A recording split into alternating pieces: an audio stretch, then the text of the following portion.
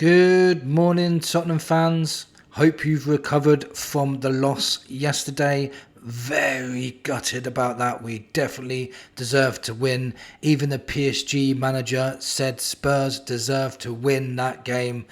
We were so close, but yet so far. But it's done now, and we need to look forward to the Premier League. In this video, I want to talk about the abuse that TEL got after that game was disgusting, and I'm telling you now, I'm not going to go easy on those cowards in this video today, so carry on watching just for that. Eze and Savinho talks are progressing, and it's now just a matter of money, and the two players that have impressed me the most this pre-season and in the Super Cup final. All that in today's video. If you're new here, please hit that subscribe button. I'm on the road to 3,000 subscribers. It's unbelievable. I didn't even think I'd get 100. So thank you for everyone that has supported this channel, comments, likes, subscribed. It's really appreciated. Almost on 2,500 now. I would love to get to that 3K mark, and you people can help that. Much appreciated. Thank you very much. Now, let's talk about the most important thing today, and that is TEL. Now, this, before I start saying anything, this is the small minority of the Spurs fan base. The large majority are brilliant, passionate, great Spurs fans. They are. This is just for you, small minority, small-minded people. He wasn't the only one to miss a penalty, by the way, and for some reason, he's the only one getting the abuse, and that already is wrong because you're not being fair for starters. I'm not saying you should abuse Van de Ven to make it equal. I'm saying you shouldn't abuse any of them. But just abusing one for doing exactly the same as someone else, then that is not on, not at all. He was brave enough to take a penalty. That should be applauded, not criticised. So that wound me up as well. You know, he's 20 years old, he's in the Super Cup final, and he put his hand up to take a penalty. Why are you not applauding that? You know, that's brave. Other players didn't step up, by the way. When is this small minority going to shut up and stop bullying our players? Johnson was getting it all last year too, and I was protecting him last year in my videos. You can go back and watch them because it was getting ridiculous. It was getting stupid. He ended up being our top goal scorer last season to prove all of you wrong yet again. What goes through your tiny little brains? It doesn't make sense to me. Do you think this abuse would actually help the player play better? Do you think it would help the club? Do you think it will help our team if you start abusing a player? Especially a 20-year-old. Are you proud of yourselves for doing that?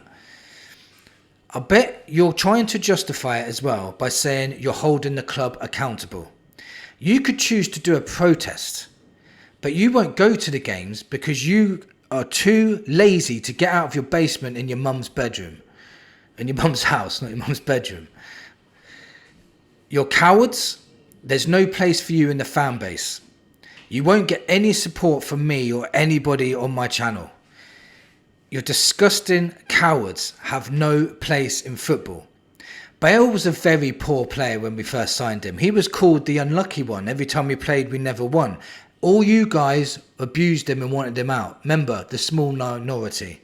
Kane had some really poor loan spells, and you, small minority, couldn't let it go and wanted him gone.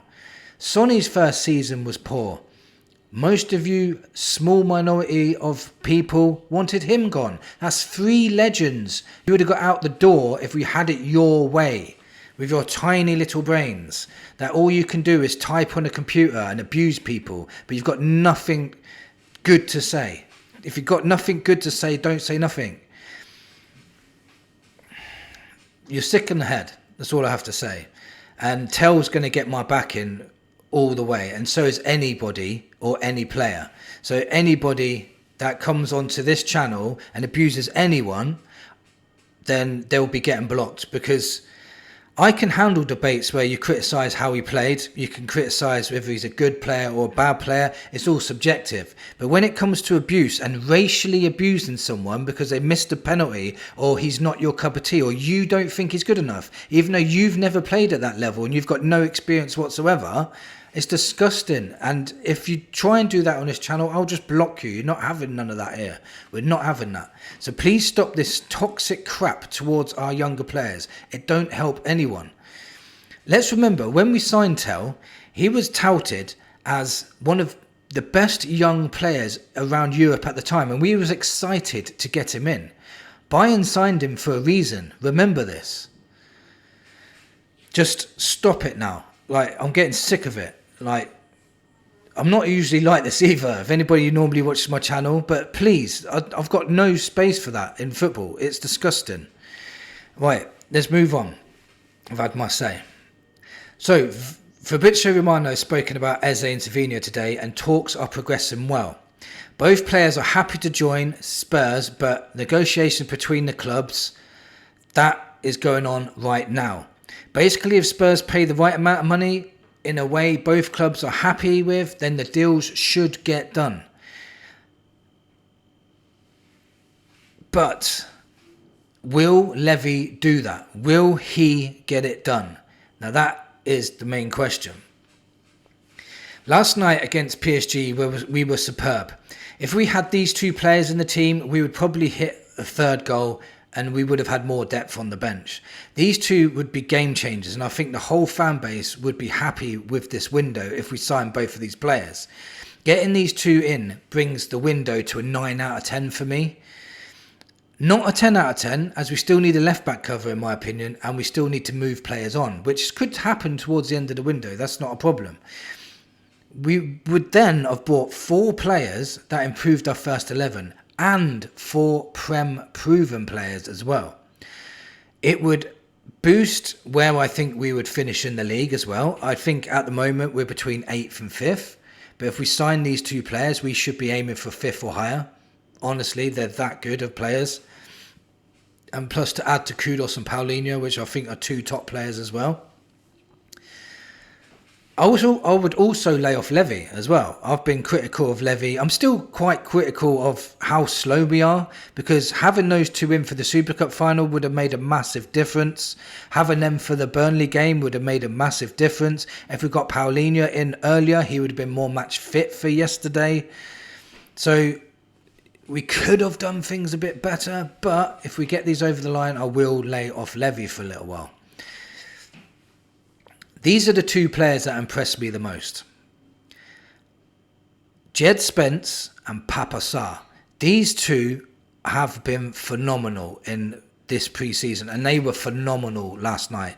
They were the 2 best players on the pitch, including Bentancur and Kudos, and another player I'm going to mention in a minute. But Spence has come on leaps and bounds. He started becoming a very, very good player under Postecoglou, but we didn't see his defensive abilities because he was playing so far up the pitch. Now he's in a more pragmatic style. We can see how good he is. That Kvaratskhelia, or however you say his name, top winger in the world, and Spence kept him quiet for the whole game. They had to take him off, and then Spence had to mark Dembele and was getting the ball off him too. Like, he's marked Salah out the game. He's marked Saka out the game now. You know, he's a top defender. He really is. And he doesn't mind running forward with the ball either, linking up well with the forward players. He is a phenomenal player. Now, if you want to start naming decent players in our squad, Spence would be one of the names I would put forward now. And the other guy is Papa Sarr. I haven't seen him play a bad game this pre-season whatsoever. And he's come on leaps and bounds, and this is a player that I said would improve under Frank. I said in a more pragmatic style, his style of play would really suit it, because he's great at winning the ball back. He's got bags of energy. He's got support around him from 2 other midfielders, because he had Bentancur, Paulinho with him.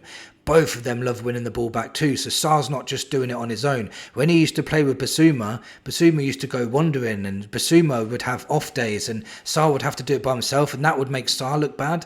But now Sarr's in the midfield with people that he can rely on. Even you can add Bergvall into that as well. People that he can rely on. Even Gray, I would say. He's coming on leaps and bounds. I just think he can get better and better and better as well. He was playing in the number 10 role, so he had them 2 behind him. And he was brilliant at winning that ball back. He was everywhere on that pitch.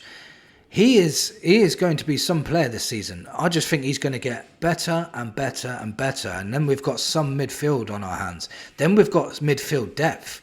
We've got Paulinho. We've got a Bentancur, who is also a brilliant performance last night. So Paulinho, Bentancur, Sarr, Bergvall, and I think Gray's impressed me in pre-season. Not so much last night. We didn't have time to really make an impact, but he's shown glimpses of getting back to his old self as well in the midfield role. We've all of a sudden got depth in there, so that is good to see as well. One honourable mention I want to give, and that's to Richarlison, because I've given him a lot of stick on this channel, rightfully so. Like, I've been criticising his performances. I've been saying that his touch is poor, he can't score goals, he's always injured. The injury thing may still happen. Like, I'm still waiting for it to happen.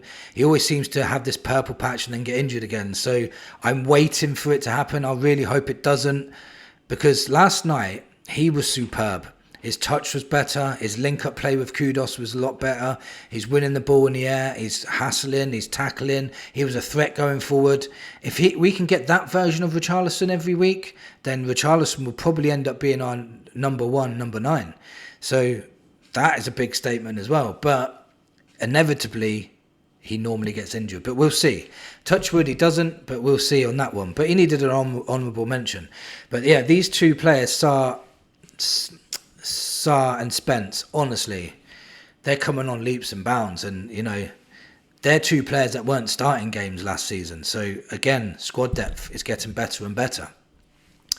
Let me know in the comments what you think of today's video. There's no room for racial abuse in this game or on this channel. Just let that be known. If you want to start doing that, then I will block you. Hopefully, Eze and Savinho are going to be Tottenham players within the next couple of days. That would be outstanding. The fan base will be up here. We'll be so happy if that ever gets done. And, you know, moving on, hopefully we can go to another cup final and this time get over the line. Thank you for watching. Come on, you Spurs.